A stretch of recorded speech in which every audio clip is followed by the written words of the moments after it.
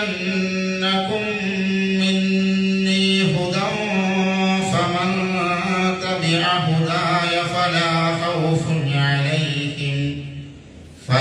خوف عليهم ولا هم يحزنون. പ്രിയമുള്ള സത്യവിശ്വാസികളെ, വിശ്വാസികളെ, അള്ളാഹുവിന്റെ വിധിവിലക്കുകൾ ജീവിതത്തിന്റെ സമസ്ത മേഖലകളിലും പാലിച്ചുകൊണ്ട് യഥാർത്ഥ മുഅ്മിനുകളായി, മുത്തഖികളായി ജീവിതം മുന്നോട്ട് കൊണ്ടുപോകണമെന്ന് ആദ്യമായി ഉപദേശിക്കുകയാണ്, വസീയത്ത് ചെയ്യുകയാണ്. സഹോദരന്മാരെ, സഹോദരികളെ, അല്ലാഹു സുബ്ഹാനഹു വ തആല നന്മയും തിന്മയും സത്യവും അസത്യവും വേർതിരിച്ച് മനസ്സിലാക്കാനുള്ള ബുദ്ധി അല്ലാഹു മനുഷ്യർക്ക് നൽകിയിട്ടുണ്ട്. മൃഗങ്ങൾക്ക് അല്ലാഹു അത് നൽകിയിട്ടില്ല. മറ്റ് ജീവജാലങ്ങൾക്ക് അല്ലാഹു നൽകാത്ത ഈ ഒരു പ്രത്യേകത അല്ലാഹു നമ്മൾക്ക് നൽകി. മനുഷ്യർ എന്ന് പറയുമ്പോൾ നമ്മളെല്ലാവരും, നമുക്ക് അല്ലാഹു നൽകി നന്മയും തിന്മയും മനസ്സിലാക്കാനുള്ള ബുദ്ധി, സത്യവും അസത്യവും വേർതിരിച്ച് മനസ്സിലാക്കാനുള്ള ബുദ്ധി. ഇന്ന കാര്യം നന്മയാണ്, ഇന്ന കാര്യം തിന്മയാണ് എന്ന് തീരുമാനിക്കാനുള്ള ബുദ്ധിയല്ല കൊടുത്തത്. അത് അള്ളയും റസൂലും തീരുമാനിക്കുക. ഇന്നതാണ് നന്മ, ഇന്നതാണ് തിന്മ, ഇന്നത് സത്യമാണ്, ഇന്നത് അസത്യമാണ്. അത് അള്ളാഹുവും അള്ളാഹുവിന്റെ റസൂലും തീരുമാനിക്കും. അത് ഏത് സത്യവും അസത്യവും എന്ന് വേർതിരിച്ച് മനസ്സിലാക്കാനുള്ള ബുദ്ധി അള്ള നമുക്ക് നൽകിയിട്ടുണ്ട്. ആ ബുദ്ധി നമ്മൾ ഉപയോഗപ്പെടുത്തണം. ആ സത്യവും അസത്യവും ഇന്നതാണ് എന്ന് വിശദീകരിക്കാൻ വേണ്ടിയാണ് അല്ലാഹു സുബ്ഹാനഹു വ തആല പ്രവാചകന്മാരെ ഈ ലോകത്തേക്ക് നിയോഗിച്ചത്. പ്രവാചകന്മാരെ കുറിച്ചും അവരുടെ പേരുകളെ കുറിച്ചും അറിയാത്ത ആളുകളല്ല എന്റെ മുന്നിൽ നിൽക്കുന്ന ആളുകൾ. എല്ലാ മുസ്ലിമുകൾക്കും അതിനെക്കുറിച്ച് ധാരണ ഉണ്ട്. നബിമാരാരാണ്, പ്രവാചകന്മാരാരാണ്, അവരുടെ ദൗത്യം എന്താണ് എന്നൊക്കെ പഠിച്ചവരും അറിഞ്ഞവരുമാണ്. അവരെ അല്ലാഹു ഈ ദുനിയാവിലേക്ക്, ഈ ലോകത്തേക്ക് നിയോഗിച്ചത് ജനങ്ങൾക്ക് സത്യം പറഞ്ഞു കൊടുക്കാനാണ്. അതിന്റെ കൂടെ അസത്യം അവർ വിശദീകരിക്കും. ഇന്നത് സത്യമല്ല എന്നുകൂടെ അവർ പറഞ്ഞു കൊടുക്കും. അങ്ങനെ അല്ലാഹു സുബ്ഹാനഹു വ തആല ഒരുപാട് പ്രവാചകന്മാരെ ഭൂമിയിലേക്ക് നിയോഗിച്ചു. എന്നിട്ട് അല്ലാഹു സുബ്ഹാനഹു വ തആല പ്രവാചകന്മാരെ കുറിച്ച് ഇങ്ങനെ പറഞ്ഞിട്ട് അല്ലാഹു അതിന്റെ അവസാനം പറയുന്നത്, ഞാൻ ഓതി വെച്ച ആയത്ത് അതിലേക്കാണ് സൂചിപ്പിക്കുന്നത്. ഖുൽഹബിതു മിൻഹാ ജമീഅ ഫഇമ്മാ യഅതിയന്നകും മിന്നി ഹുദാ. അല്ലാഹു പറയാണ്, അല്ലാഹുവിൽ നിന്ന് നിങ്ങൾക്ക് സന്മാർഗ്ഗ ദർശനം വന്നു കഴിഞ്ഞാൽ, സത്യം ഇന്നതാണ് എന്ന് അല്ലാഹുവിൽ നിന്ന് നിങ്ങൾക്ക് കിട്ടിക്കഴിഞ്ഞാൽ, ഫമൻ തബിഅ ഹുദായ, ഈ സത്യം ആര് പിൻപറ്റുന്നുവോ ഫലാ ഖൗഫുൻ അലൈഹിം വലാ ഹും യഹ്സനൂൻ, ദുനിയാവിലും ദുഃഖിക്കണ്ട, പരലോകത്തിലും ദുഃഖിക്കണ്ട.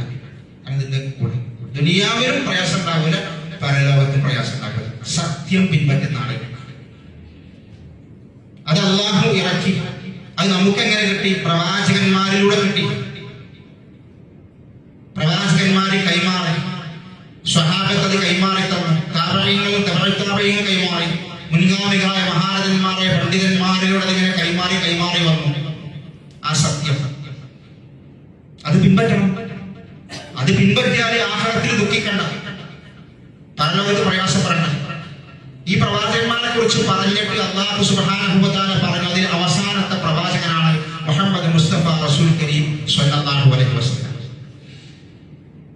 അല്ലാഹു സുബ്ഹാനഹു വ തആല വിശുദ്ധ ഖുർആനിലെ മുഹമ്മദ് നബിയെ കുറിച്ച് പറഞ്ഞത് ഇപ്രകാരമാണ്: മാ കാന മുഹമ്മദുൻ അബാ അഹദിൻ മിൻ റിജാലിക്കും, മുഹമ്മദ് നബി നിങ്ങളിൽ ഒരാളുടെയും വാപ്പയല്ല. മുഹമ്മദ് നബി നിങ്ങളിൽ ഒരാളുടെയും പിതാവല്ല, ഉപ്പയല്ല. വലാകിൻ റസൂലല്ലാഹ്, മറിച്ച് അല്ലാഹുവിന്റെ റസൂലാണ്, ദൂതനാണ്. എന്നിട്ട് അല്ലാഹ് പറഞ്ഞു വഖാതമുൻ നബിയ്യീൻ, പ്രവാചകന്മാരിൽ അവസാനത്തെ ആളുമാണ്. മുഹമ്മദ് നബിക്ക് ശേഷം പിന്നെ ഒരു പ്രവാചകനില്ല, പിന്നെ ഒരു നബിയില്ല. അങ്ങനെ നബിയുണ്ട് എന്ന് വാദിച്ച കുറച്ചാളുകളും വാദിക്കുന്ന കുറച്ചാളുകളും നമ്മുടെ നാടുകളിലൊക്കെ പല സ്ഥലങ്ങളിലും ന്യൂനപക്ഷമുണ്ട്. മുഹമ്മദ് നബിക്ക് ശേഷം നബിയുണ്ട്, സഹായ നബിയുണ്ട്, വേറെ നബിയുണ്ട് എന്നൊക്കെ പറയുന്ന ചില ആളുകളുണ്ട്. അത് മുസ്ലിമീങ്ങളല്ല.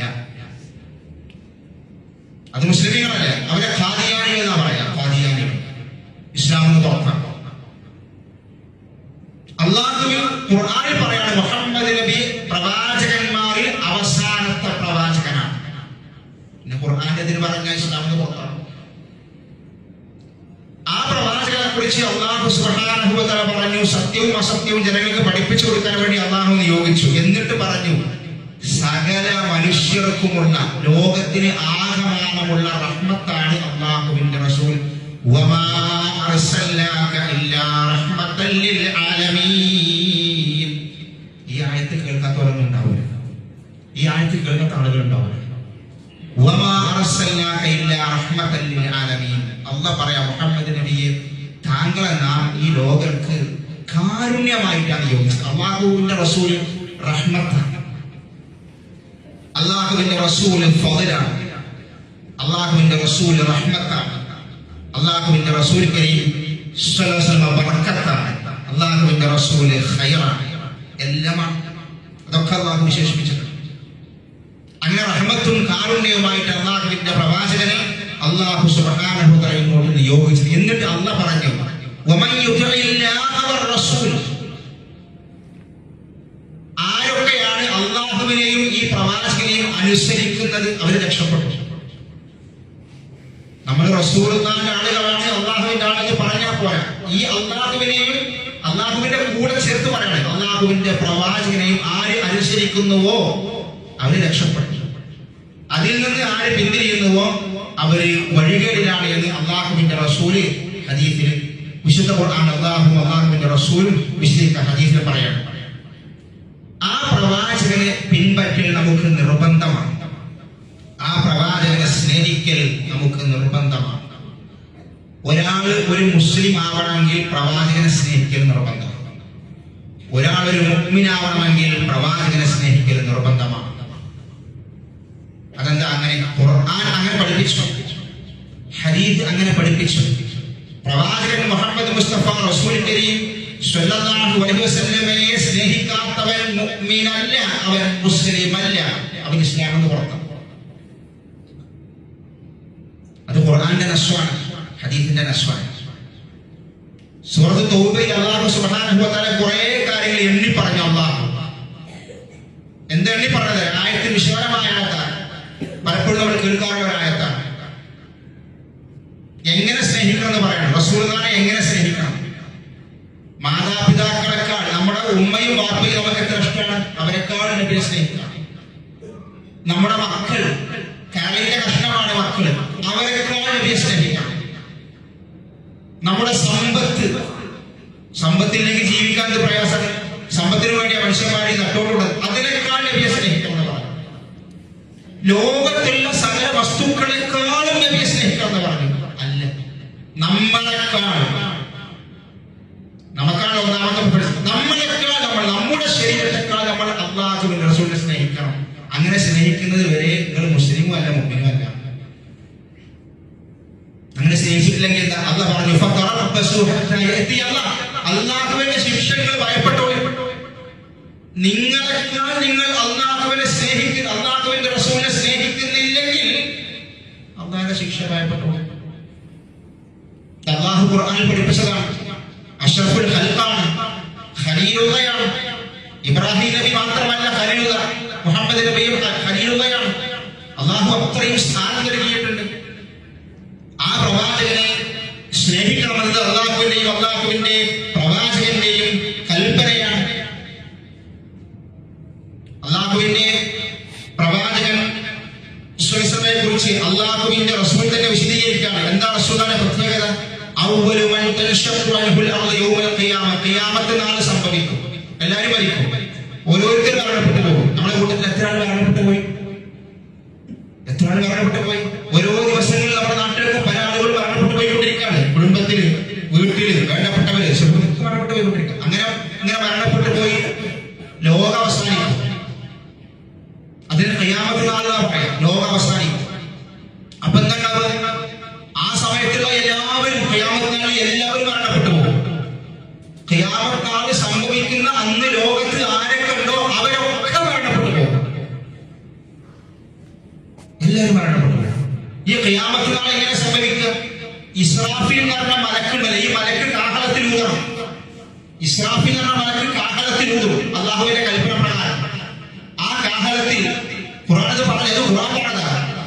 വനുഫിഖ ഫിസ്സൂർ, സൂറിൽ കാഹളത്തിൽ ഊതുമ്പോൾ ലോകം അവസാനിക്കും.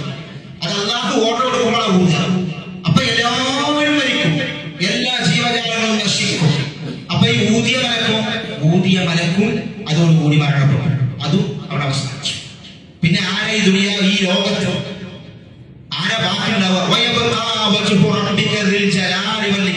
അല്ലാഹു ബാക്കിയാണ്. അല്ലാഹു ലാ ഇലാഹ ഇല്ലാ ഹുവൽ ഹയ്യുൽ ഖയ്യൂം, ഹയ്യാണ്, ഖയ്യൂമാണ്, മരണമില്ല. ബാക്കിയെല്ലാവരും മരണപ്പെട്ടു, എല്ലാവരും നശിച്ചു. മലക്ക് ഊതിയ മലക്ക് വരെ നശിച്ചു, മരണപ്പെട്ടു പോയി, അവസാനിച്ചു. എന്നിട്ട് പിന്നെ ഉയർത്തെഴുന്നേൽക്കണം. അതെങ്ങനെ ഉയർത്തെഴുന്നേൽക്കുക? ഉയർത്തെഴുന്നേൽക്കാൻ രണ്ടാമത് വീണ്ടും കാഹളത്തിൽ ഊതാം. രണ്ടാമത് ഊതുണ്ട് കാഹളത്തിൽ. അത് ഊതാൻ ആള് വേണ്ടേ? അത് ഊതാൻ ആള് വേണം. അതാണ് ഊതുക. അതും ഇസ്രാഫീലിന്റെ മലക്ക ഊതുക. അതെങ്ങനെ ഊതുക? അത് അല്ലാഹു ഇസ്രാഫീലിന്റെ മലക്കിന് ജീവൻ കൊടുക്കും. മലക്ക് ഇസ്രാഫീലിന് ജീവൻ കൊടുക്കും. രണ്ടാമത് കാഹളത്തിൽ ഊതുമ്പോഴാണെന്ന് എല്ലാവരും ഉയർത്തെഴുന്നേറ്റ് വരിക. ആ സമയത്ത് അല്ലാഹുവിന്റെ റസൂൽ ഹദീസിൽ പറഞ്ഞു, അവ്വലു മൻ തൻഷഖു അൻഹു അർളു യൗമൽ ഖിയാമ, അന്ന് രണ്ടാമത് കാഹളത്തിൽ ഊതി ഉയർന്നേറ്റി വരുന്ന അന്ന് ആദ്യമായിട്ട് ഉയർന്നേറ്റി വരിക ഞാനായിരിക്കും. ആര്? മുഹമ്മദ് മുസ്തഫ റസൂൽ കരീം സ്വല്ലല്ലാഹു അലൈഹി വസല്ലം ആയിരിക്കും. അത് റസൂലുള്ളാഹിന്റെ ഫضലാണ്. ബാക്കിയുള്ളവർക്ക് അതിന് ശേഷമേ വരും. എല്ലാ അമ്പിയാക്കളും പ്രവാചകന് ശേഷമേ വരും. രണ്ടാമത് റസൂൽ പറഞ്ഞു, വഅവ്വലു മൻ യഫ്തഹു ലഹു ബാബൽ ജന്ന, സ്വർഗ്ഗത്തിന്റെ വാതിൽ കവാടം തുറക്കുന്ന ഒന്നാമത്തത് ഞാനായിരിക്കും. റസൂലുള്ളാഹി സ്വല്ലല്ലാഹു അലൈഹി വസല്ലം സ്വർഗ്ഗത്തിന്റെ കവാടം തുറക്കുന്ന റസൂൽ. പിന്നെ റസൂൽ പറഞ്ഞു, വഹുവ അവ്വലു ശാഫിഇൻ വഅവ്വലു മുശഫ്ഫഇൻ വഹുവ സയ്യിദു വൽദി ആദം, ആദമിന്റെ മക്കളുടെ മനുഷ്യരുടെ നേതാവ് ഞാനാണ്. അത് മുഹമ്മദ് നബിയാണ്. നമ്മുടെ നേതാവ് ആരെ അറിയില്ല? മുഹമ്മദ് നബിയാണ്. ആ മുഹമ്മദ് നബിയാണ് ആദ്യമായി നമുക്ക് വേണ്ടി അല്ലാഹുവിനോട് ശുപാർശ പറയുക. റസൂലുള്ളാഹിയുടെ ശഫാഅത്ത്, ഇതൊക്കെ റസൂലുള്ളാഹിയുടെ സ്ഥാനമാണ്. അത്രയും മഹത്വം അല്ലാഹു റസൂലിനെ. ആ റസൂലിനെ സ്നേഹിക്കാത്തവരെ കുറിച്ച് അല്ലാഹുവിന്റെ റസൂൽ പറഞ്ഞു, ലാ യുഅ്മിനു അഹദുക്കും, നിങ്ങൾ ഒരാളും വിശ്വാസിയാവുകയില്ല എന്നെ നിങ്ങളെക്കാൾ നിങ്ങളുടെ മാതാപിതാക്കളെ നിങ്ങൾ സ്നേഹിക്കുന്നത് വരെ. എങ്ങനെയാണ് റസൂലുള്ളാഹിയെ സ്നേഹിക്കേണ്ടത്? അല്ലാഹുവിന്റെ പ്രവാചകന്റെ സ്വഹാബിയാണ് അലി ഇബ്നു അബീ ത്വാലിബ് റളിയല്ലാഹു അൻഹു. സ്വഹാബി മാത്രമല്ല, റസൂലുള്ളാഹിയുടെ മരുമകനാണ്. ഫാത്തിമ ബീവിയെ കല്യാണം കഴിച്ച ആള്. ഫാത്തിമ ബീവിയെ കല്യാണം കഴിക്കാന്ന് പറഞ്ഞാൽ അത് അന്നത്തെ ഏറ്റവും വലിയ സൗഭാഗ്യമാണ്. അത് കിട്ടിയതായിട്ടാണ് അലി ഇബ്നു അബീ ത്വാലിബിന്. അലി ഇബ്നു അബീ ത്വാലിബിനോട് സ്വഹാബികൾ ചോദിച്ചു, സുഖിയ അലി ഇബ്നു അബീ ത്വാലിബ് റളിയല്ലാഹു അൻഹു, കൈഫ കാന ഹുബ്ബുക്കും ലിറസൂലില്ലാഹി സ്വല്ലല്ലാഹു അലൈഹി വസല്ലം. അലി ഇബ്നു അബീ ത്വാലിബ് റസൂലുള്ളാഹിയുടെ മരണശേഷം ചോദിക്കുന്നത്, നിങ്ങളൊക്കെ എങ്ങനെയാണ് റസൂലുള്ളാഹിയെ സ്നേഹിച്ചത്? നിങ്ങളൊക്കെ എങ്ങനെയാണ് റസൂലുള്ളാഹിയെ സ്നേഹിച്ചത് എന്നാണ് ചോദിക്കുന്നത്. ആ സമയത്ത് അലി ഇബ്നു അബീ ത്വാലിബ് പറയാണ്, കാന വല്ലാഹി, അല്ലാഹുവാണ് സത്യം, അഹബ്ബ ഇലൈനാ മിൻ അംവാലിനാ വ ഔലാദിനാ വ അബ്നാഇനാ വ ഉമ്മഹാതിനാ വ മിനൽ മാഇൽ ബാരിദി അലാ അല്ലാഹ്. അദ്ദേഹം പറയാണ്, അല്ലാഹുവാണ് സത്യം. മനസ്സുകളെ പറച്ചിലാണ്. ഞങ്ങളുടെ സമ്പത്തിനേക്കാൾ, ഞങ്ങളുടെ മാതാപിതാക്കളെക്കാൾ, ഞങ്ങളുടെ മക്കളെക്കാൾ, ഹസൻ ഹുസൈൻ റളിയല്ലാഹു അൻഹുമ, അവരെക്കാൾ ഞങ്ങൾക്ക് ഞങ്ങളുടെ നബിയായിരുന്നു ഇഷ്ടം. ഞങ്ങൾക്ക് നബിയായിരുന്നു ഇഷ്ടം എന്ന് അദ്ദേഹം പറയാണ്. ദാഹിച്ച് വരഞ്ഞു വരുന്ന മരുഭൂമിയിലെ യാത്ര ചെയ്ത് തൊണ്ട വരഞ്ഞു പൊട്ടി ദാഹം കൊണ്ട് ആ സമയത്ത് ഒരു തണുത്ത ഒരു ഗ്ലാസ് വെള്ളം കിട്ടിയ അവസ്ഥ എന്താണ്? എത്ര ഇഷ്ടമായിരുന്നു മനുഷ്യൻ. അതിനേക്കാൾ ഞങ്ങൾക്ക് ഇഷ്ടമാണ് ആര്? റസൂൽ. സ്വന്തത്തെക്കാൾ റസൂലിനെ സ്നേഹിച്ചു ആര്? അലി ഇബ്നു അബീ ത്വാലിബും സ്വഹാബത്തും അങ്ങനെയാണ് സ്നേഹിച്ചത്. ആ സ്നേഹം നമുക്ക് വേണം. ആ സ്നേഹം എന്ന് പറയുന്നത്, അവർ സ്നേഹിച്ച ആ സ്നേഹം എന്ന് പറയുന്നത് എപ്രകാരമാണ് ഹദീസിൽ വിശദീകരിച്ചത്? എന്താ സ്നേഹം എന്ന് പറയുന്നത്? അത് ഖുർആൻ തന്നെ പറഞ്ഞിട്ടുണ്ട്. എന്താണ് നബിയെ സ്നേഹിക്കൽ? വമാ ആതാകുമുർ റസൂലു ഫഖുദൂഹു വമാ നഹാകും അൻഹു ഫൻതഹൂ. അല്ലാഹു ഖുർആനിൽ പറയാണ്, വമാ ആതാകുമുർ റസൂലു ഫഖുദൂഹു. അല്ലാഹുവിന്റെ പ്രവാചകൻ മുഹമ്മദ് മുസ്തഫ റസൂൽ കരീം സ്വല്ലല്ലാഹു അലൈഹി വസല്ലം നിങ്ങൾക്ക് എന്തൊക്കെ കൊണ്ടുവന്നു തന്നോ, എന്തൊക്കെ നിങ്ങളെ പഠിപ്പിച്ചോ, എന്തൊക്കെ റസൂൽ സുന്നത്തായിട്ടുണ്ടോ, എന്തൊക്കെ പ്രവാചകന്റെ ചര്യയായിട്ടുണ്ടോ, ഫഖുദൂഹു, അതെല്ലാം നിങ്ങൾ സ്വീകരിക്കണം. അതാണ് റസൂലുള്ളാഹിനെ സ്നേഹിക്കൽ. എന്താണ് നബിയെ സ്നേഹിക്കൽ? ഖുർആൻ പറയണം.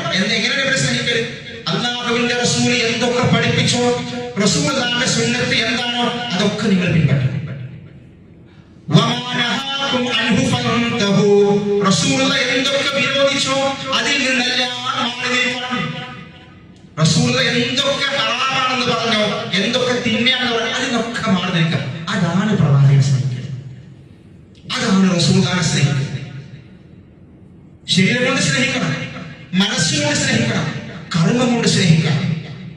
ഇങ്ങനെയൊക്കെ സ്നേഹിക്കുമ്പോഴാണ് ഒരാൾ യഥാർത്ഥ മുഅ്മിനാവുക. സ്നേഹത്തിന്റെ നമ്മുടെ തൊള്ളോട് പറഞ്ഞൊരു കാര്യമല്ല, അത് പ്രവൃത്തിയിൽ കാണണം. അതെങ്ങനെ പ്രവൃത്തിയിൽ കാണാം? എന്റെ നബി പറഞ്ഞതാണ്, എന്നോട് പലിശ വാങ്ങാൻ പാടില്ല. അതെന്താ? എനിക്ക് നബിയെ സ്നേഹമാണ്, റസൂലുള്ളാഹിനെ ഇഷ്ടമാണ്, അതുകൊണ്ട് ഞാൻ പലിശ വാങ്ങില്ല. അതുകൊണ്ട് പലിശ വാങ്ങില്ല. ഞാൻ മദ്യപിക്കൂല, ഞാൻ കൈക്കൂലി വാങ്ങൂല, ഞാൻ ഒരാളെ പരിഹസിക്കൂല, ആരെയും മർദ്ദിക്കൂല. എന്താ? എനിക്ക് നബി ഇഷ്ടമാണ്, അല്ലാഹുവിന്റെ നബി, എന്റെ നബി, എന്റെ റസൂൽ എന്നോട് പറഞ്ഞിട്ടുണ്ട്. അതാ സ്നേഹം. എല്ലാ തോന്നിവാസവും ചെയ്യാം, എല്ലാ അക്രമവും ചെയ്യാം, എനിക്ക് നബിയെ ഇഷ്ടമുണ്ടെന്ന് പറയാം. അത് ഇഷ്ടമല്ല, സ്നേഹമല്ല. നബിയെ പിൻപറ്റണം, നബിന്റെ ചര്യകൾ മുറുകെ പിടിക്കണം. അല്ലാഹുവിന്റെ പ്രവാചകൻ പഠിപ്പിച്ച സ്നേഹം അതാണ്. നമ്മുടെ നാട്ടിലൊക്കെ ഇന്ന് പ്രവാചക സ്നേഹം എന്ന് പറഞ്ഞുകൊണ്ട് പല രൂപത്തിലുള്ള ആഘോഷങ്ങൾ നടത്തുന്നുണ്ട്, പല രൂപത്തിലുള്ള ആഘോഷങ്ങളുണ്ട്. അല്ലാഹുവിന്റെ പ്രവാചകൻ സ്വല്ലല്ലാഹു അലൈഹി വസല്ലമയുടെ ജന്മദിനം എന്ന് പറയുന്നത് നിങ്ങൾ ശരിക്കും മനസ്സിലാക്കണം. അല്ലാഹുവിന്റെ പ്രവാചകന്റെ ജന്മദിനവുമായി ബന്ധപ്പെട്ടുകൊണ്ട് ഖുർആനിൽ ഒന്നുമില്ല, ഖുർആനിലൊന്നുമില്ല. ഹദീസിൽ അല്ലാഹുവിന്റെ പ്രവാചകന്റെ ജന്മദിന ആഘോഷവുമായി ബന്ധപ്പെട്ട്, നബിദിന ആഘോഷവുമായി ബന്ധപ്പെട്ട് ഹദീസിലും ഒന്നുമില്ല, ഒന്നുമില്ല, ഒന്നുമില്ല. അതിലൊന്നും ആർക്കും തർക്കമില്ല. ലോകത്ത് ഒരു മുസ്ലിമീങ്ങൾക്കും തർക്കമില്ല, അതിലൊന്നും ആർക്കും തർക്കമില്ല. കാരണം നബിയുടെ ജന്മദിനം, നബിദിന ആഘോഷം അല്ലെങ്കിൽ മീലാദ് ആഘോഷം എന്ന് പറഞ്ഞ് നമ്മുടെ സുഹൃത്തുക്കൾ, സഹോദരങ്ങൾ നടത്തുന്ന ഈ പ്രവർത്തനത്തിന് ഖുർആനിൽ ഹദീസിൽ ഒരു രേഖയില്ല. അല്ലാഹുവിന്റെ പ്രവാചകൻ എന്നാ ജനിച്ചത്? ഏത് വർഷമാണ് ജനിച്ചത്? ഖുർആനിലില്ല, ഹദീസിലില്ല. ഏത് വർഷമാണ് ജനിച്ചത്? അഭിപ്രായ വ്യത്യാസം. ഏത് വർഷം? അഭിപ്രായ വ്യത്യാസം. ഏത് മാസം? അഭിപ്രായ വ്യത്യാസം. കാരണം അതൊന്നും അന്ന് ശ്രദ്ധിച്ചിട്ടില്ല. ഏത് മാസം? റബീഉൽ അവ്വലാണെന്നുണ്ട്, സ്വഫറാണെന്നുണ്ട്, പല 5-6 മാസങ്ങൾ റിപ്പോർട്ട് വന്നിട്ടുണ്ട്, പല മാസങ്ങൾ റിപ്പോർട്ട് വന്നിട്ടുണ്ട്. അതിലൊന്നും ആർക്കും തർക്കമില്ല, ആർക്കും തർക്കമില്ല. മുഹറം മാസം എന്ന് പറയുന്നുണ്ട്, റജബിലാണ്, റമദാനിലാണ്, എന്നൊക്കെ അഭിപ്രായമുണ്ട്. അതെന്താ? അത് നബി അങ്ങനെ പഠിപ്പിച്ചിട്ടില്ല. നബി അതൊന്നും ഞങ്ങൾ പഠിപ്പിച്ചിട്ടില്ല. മാസം അഭിപ്രായ വ്യത്യാസമാണ്. അല്ലാഹുവിന്റെ പ്രവാചകൻ വർഷം അഭിപ്രായ വ്യത്യാസമാണ്. നിങ്ങൾ ആലോചിച്ച് നോക്കി, അല്ലാഹുവിന്റെ പ്രവാചകന്റെ ജനനവുമായി ബന്ധപ്പെട്ട് അഭിപ്രായ വ്യത്യാസമില്ല ഒരേ ഒരു സംഗതി, അഭിപ്രായ വ്യത്യാസം ഇല്ലാത്ത ഒരേ ഒരു സംഗതി ലോകത്തുണ്ട്. ഇന്നേ വരെ ലോകത്ത് 14 നൂറ്റാണ്ടുകളായിട്ട് ഒരു മുസ്ലിമിനും അഭിപ്രായ വ്യത്യാസമില്ലാത്ത ഒരേ ഒരു സംഗതി റസൂലുള്ളാഹിയുടെ ജനനവുമായി ബന്ധപ്പെട്ടുകൊണ്ട്, നബിന്റെ ജനനവുമായി ബന്ധപ്പെട്ടുകൊണ്ട് അഭിപ്രായ വ്യത്യാസമില്ലാത്ത ഒരേ ഒരു സംഗതി ഉണ്ട്. അതെന്താണെന്നറിയോ?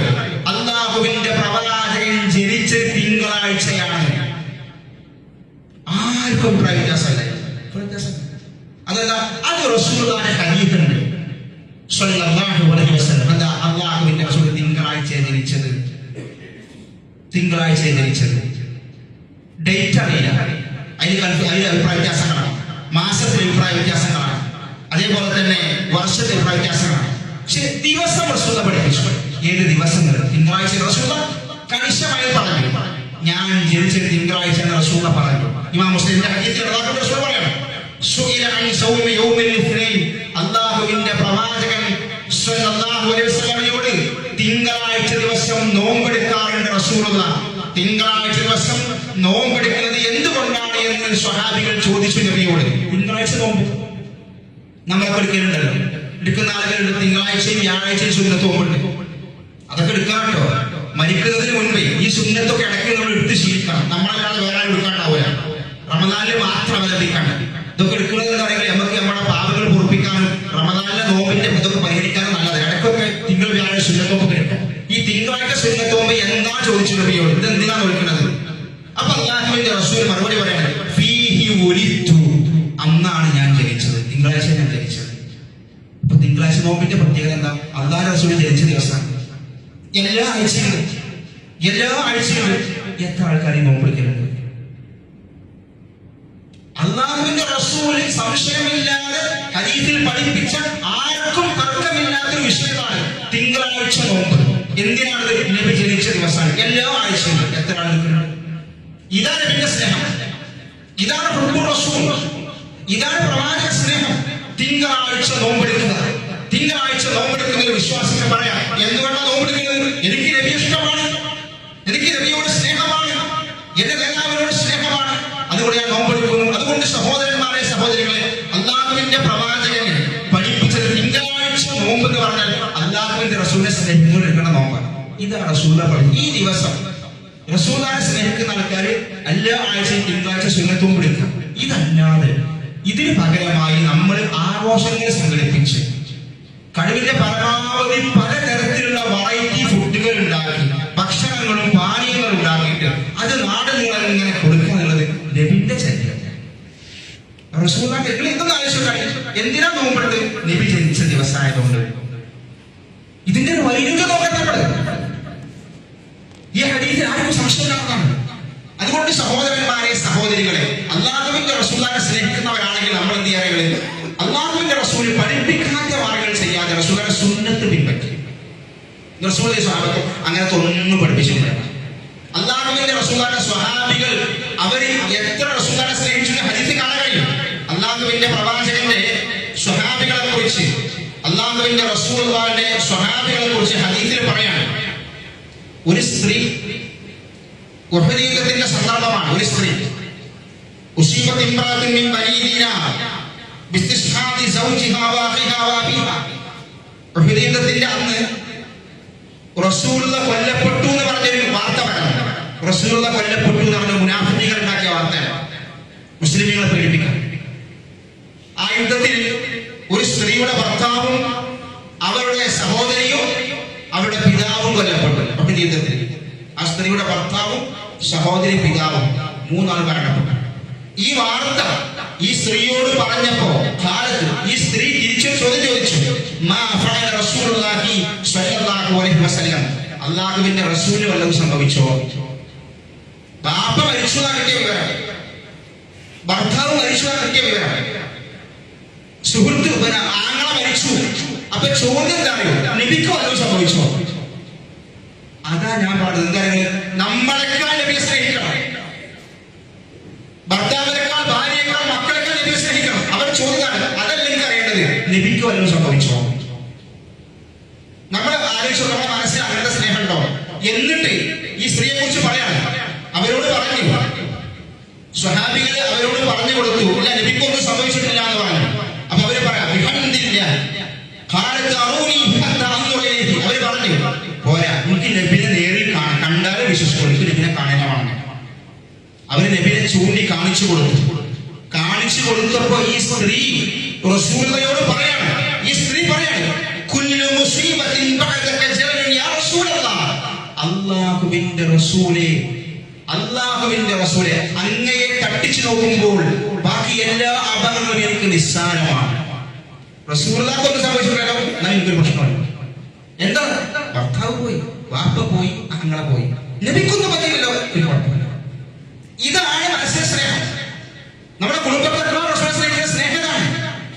അതുകൊണ്ട് സഹോദരന്മാരെ, സഹോദരികളെ, ഇത് നാവുകൊണ്ട് പറയൽ മാത്രമല്ല, നമ്മൾ നമ്മുടെ ജീവിതത്തില്, പ്രവൃത്തിയില് അല്ലാഹുവിന്റെ റസൂലിന്റെ സുന്നത്ത് ശരിക്ക് പ്രാവർത്തികമാക്കി റബ്ബിന്റെ മുന്നിൽ കാണിച്ചു കൊടുക്കണം. അല്ലാഹു സുബ്ഹാനഹു വ തആല നമുക്ക് ഇതിന് തൗഫീഖ് നൽകി അനുഗ്രഹിക്കുമാറാകട്ടെ.